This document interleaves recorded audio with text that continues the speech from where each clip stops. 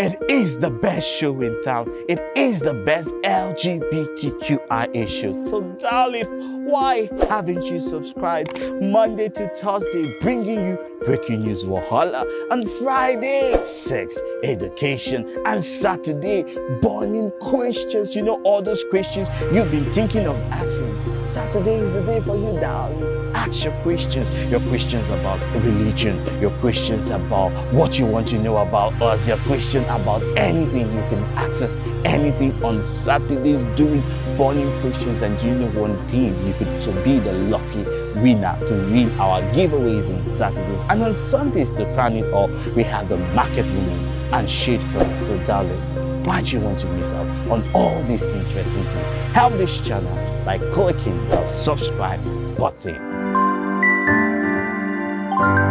The world is bleeding, or we should say Ukraine is bleeding. The ongoing war between Russia and Ukraine has left many dead, many injured, many devastated, many homeless. Many are now refugees, especially Ukrainians, mostly are refugees in many other countries. But one interesting twist in this entire war is the fact that Ukrainian transgender men who have become women now have to fight in the war because Ukraine does not recognize them as women and said that he recognized them as the birth given to them or the gender assigned to them at birth. That's the right word. Assigned to them at birth. And it has caused many controversies as some people have applauded Ukraine for doing that, like it's very, very good, and that nature cannot be deceived. But some have stood against Ukraine and said that this is a violation of human rights and that a man or a woman is free to choose whatever gender the person wishes to choose. But the big bone of contention is, should transgender male fight in the ongoing war in Ukraine? Are Ukrainians right? On which side of the divide we stand on? This one is a very controversial one. My name is Marvelous Achafechi, your host as usual, and I'm always joined by Chimereze Henry Awunaya in our Toronto studios in Canada. Chimereze, how are you doing today? I'm fine. Good morning, Mr. Chaffo. How are you doing? I'm fine, thank you very much. So guys, you play some videos on what's going on in Ukraine. You guys know the update already, the war, the devastation, the destruction going on in Ukraine. And you're going to see some of the things that some of the blogs posted concerning that news. And when we come back, we're going to talk more. This is still breaking news. Stay tuned.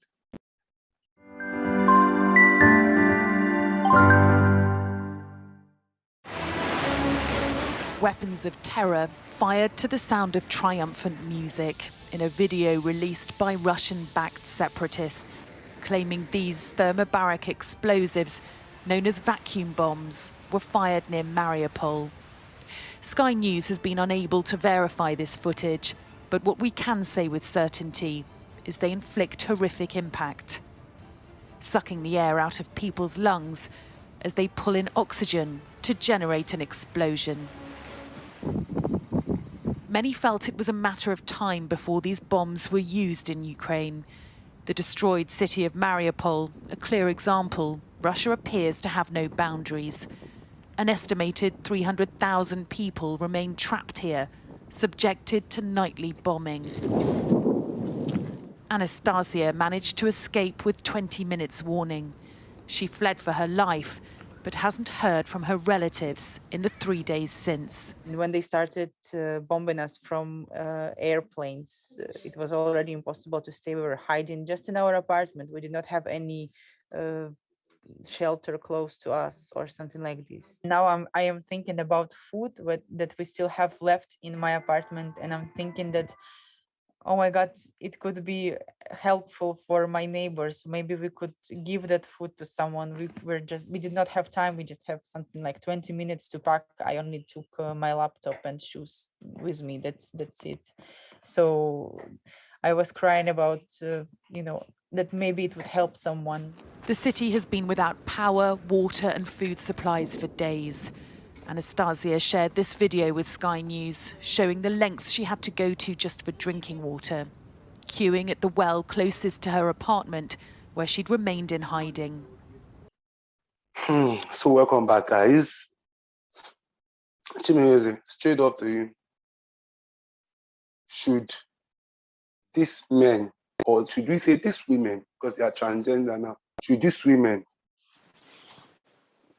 be allowed to fight? Should they really fight this war? Or should they be allowed to flee?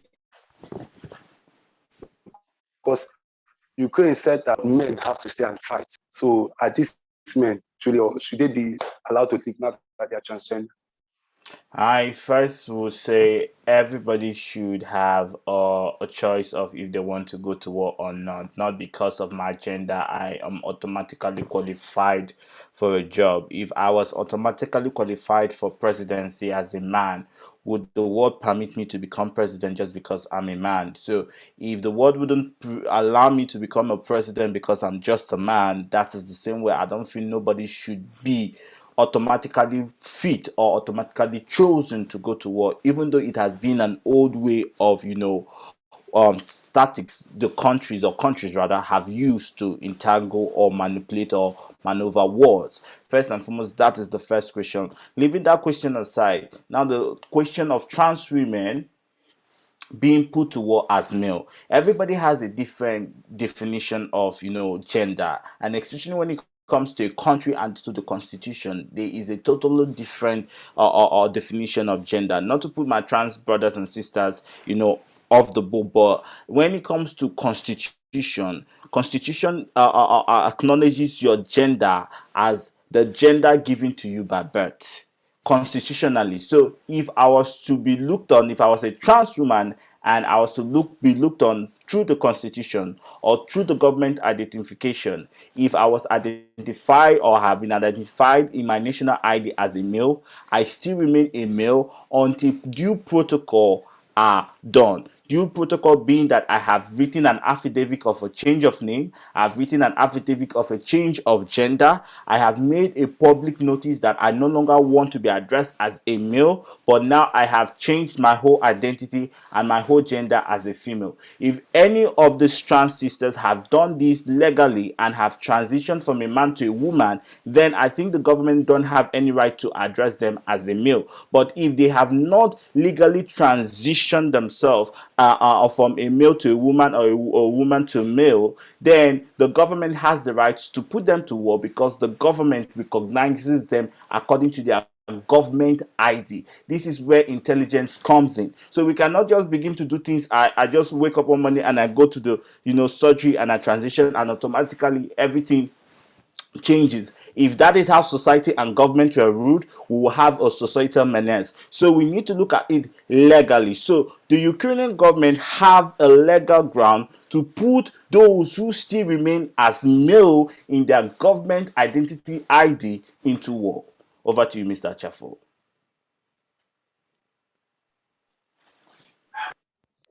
So let's get this straight. Let's not beat about the bush. You support the Ukrainian government, right? That is your.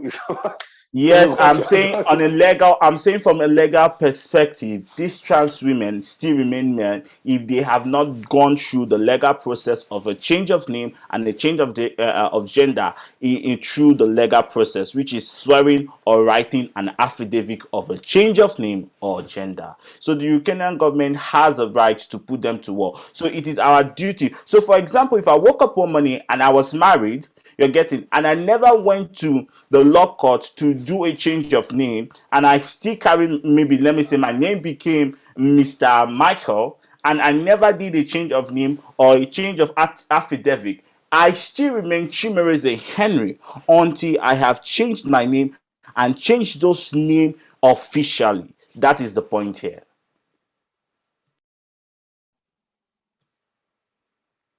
I think Mr. Kelechi is back. No, no, no, I'm back. No, I'm back. Sorry. Now, going into this, I'm going to say this. First of all, I'm not impressed with Ukraine, despite the fact that I support them during this war. I just feel like Russia is just a big bully, and I do not support bullies. And it's not in every time that bullies always win. Because I tell people that this is just the same thing that Saddam Hussein did to Kuwait during that time, saying that, oh, Kuwait, they are one people, this and that. And he invaded Kuwait. And he took the American forces to take back Kuwait. It's the same thing that even with, and I tell them it's not every time that bullies always win. Because even when Israel invaded Lebanon, southern Lebanon, they went back. They were defeated. They had to retreat. Even with the entire power of Russia and the Soviet Union together combined, were not able to defeat Japan. Japan puts them to a standstill. So it's not every case that bullies always carry the day. Now, moving on to Ukraine, but one thing, because they are the underdogs, but one thing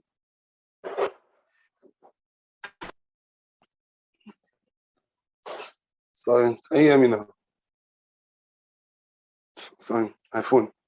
So one thing that always angers me is the fact that in this entire war, we have seen Ukraine being not only racist, they have been racist. We have seen when black people were not allowed to come on board, black people were turned back, pregnant black men, pregnant black women that they were women that were trying to board the plane, they were not allowed to board there. We saw when they came and they said, can I just jump into that Yeah. first and foremost? See, Yeah. let us be careful when we choose the word racism. We can't just throw racism at the card at any time. That is We racist. choose all we like. But That is let me land my point. Ukraine are for Ukrainians. America are for Americans. That is the same way around the world. If Nigeria was in chaos, we will not go start saving Ghanaians or South Africans. We will save Nigerians first. Even when it comes to election, even when it comes to our politics, even